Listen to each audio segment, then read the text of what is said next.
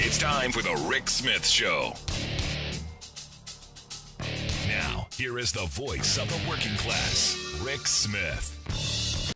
You would still lift 2 million children out of poverty. It would be 4 million out of poverty otherwise. But you'd still be 2 million if you kept affordability, and that only costs $17 billion a year. Much, much cheaper. Yeah, well, it's cheaper. Yeah, you're right. No, it's cheaper. And screw those other 2 million kids. They can pull themselves up by their bootstraps. I mean, I don't want to be, that, callous about it. But I mean, we're on the verge of where we're getting nothing. Where we're going to lose all 4 million kids. This gets cut off literally in 2 weeks. No, and I agree. But here's the part that I'm struggling with. There's part of me that goes, this is such a popular piece. And I was thinking about this today. Maybe, okay, fine, give Manchin his way. It's taken out. And then you bring that as a standalone bill and you make Republican voters are very happy with what they're getting. Make 10 Republicans come around or 11 Republicans have to come along. Now, they won't, but there's got to be a way that you start moving some of this stuff and holding them accountable too, because in all of this, we're focused on Manchin and the Democrats, and nobody's talking about the unity of the Republican Party against any of this stuff. Well, honestly, this is one of my frustrations with how this whole year has gone. If the strategy at the front of the entire year was getting to 60 on things, whatever things didn't come to pass, you could pin on Republicans for not playing ball on what is generally popular legislation. Once you say, you know what, the Republicans, they're worthless. They won't do anything right. They're bottom feeders, they're corporate hacks. Don't waste your time. Do it ourselves in reconciliation. Well, that works when you have the 50. When you don't have the 50, all of that blame, right, all of that failure is solely on your own shoulders. And look, the Democrats are one vote short here, but it's a close but no cigar situation. And now you're in a consummate classic circular firing squad because Democrats put all the burden on themselves. And look, Mitt Romney has said he's for some version of a child tax credit. I mean, there are Republicans who've made some inklings here. They didn't like the Democratic version of it. But you could have gone down that path with child tax credit in particular and raised the expectation that Republicans can and should be part of that. And if they fell down the job, you can go to the voters in 2022 and say, hey, you want this? Get rid of these guys. Yeah.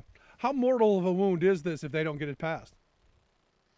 I mean, it's already, whatever happens at this point is going to be tough. I mean, you're not getting the whole thing. No matter what happens, you're not getting the whole thing. It's going to be cut down further if anything happens at all. And that's going to lead to frustration because expectations were really high. And if Democrats were going to avoid a midterm disaster, you need, full party unity and ability to appeal to the swing. And at this juncture, it's hard to see how you get that full party unity. Some sliver of the party is going to be mad, disappointed and frustrated and take it out and maybe not want to show up on election day in 2022. And if you're going to beat the odds, because most president's parties lose some seats in a midterm election. Yeah.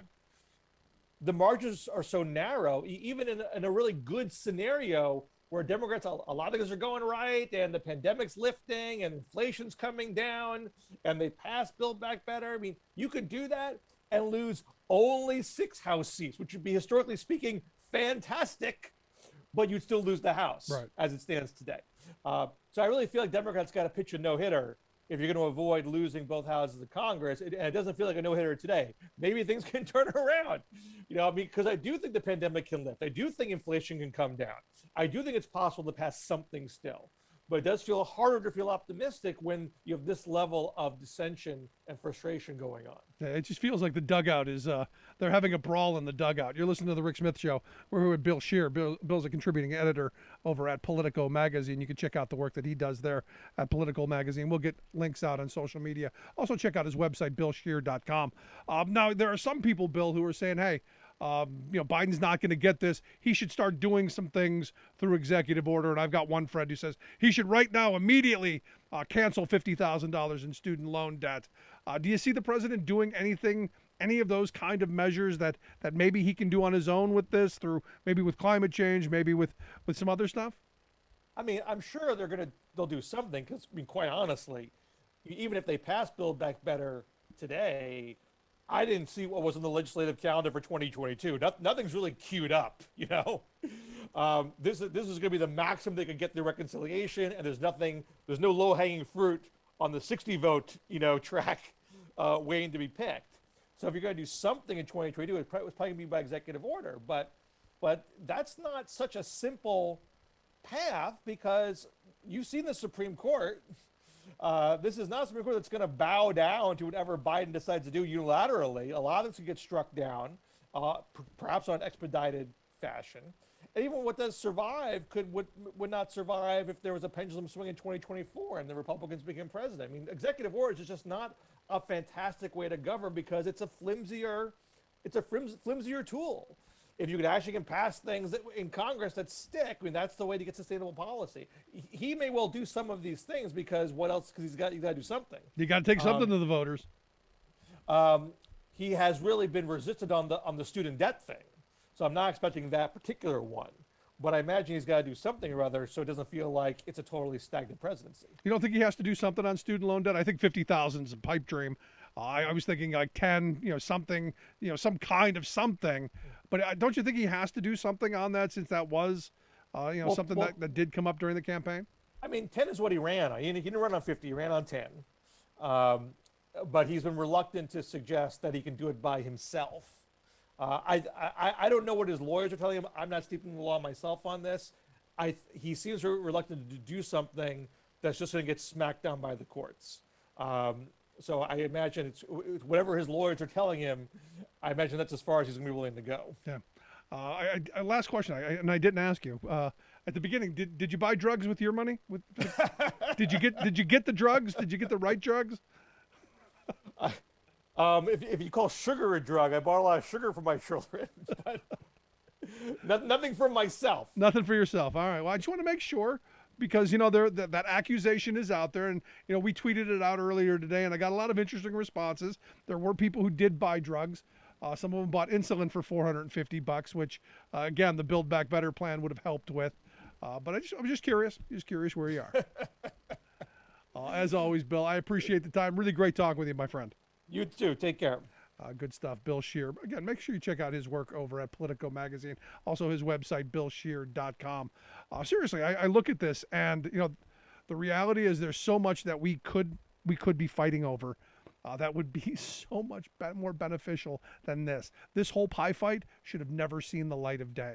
And my problem is, and this is a leadership problem in my view. This is Schumer. This is the administration. This should have been hammered out behind closed doors. This should not have been the pie fight that it's turned into. And this could be harmful next year, because over the summer we should have been passing this stuff, so that next year it's fully in people's minds. Come January 15th of next year, there's going to be no check for families to help put food on the table after Christmas. There's going to be nothing, and that is going to be a problem. Now there's talk, we'll put it in, you'll double it up the month. We don't know you're getting anything. And that is a problem. Standing up, and the union gives a voice to win. On the Rick Smith Show.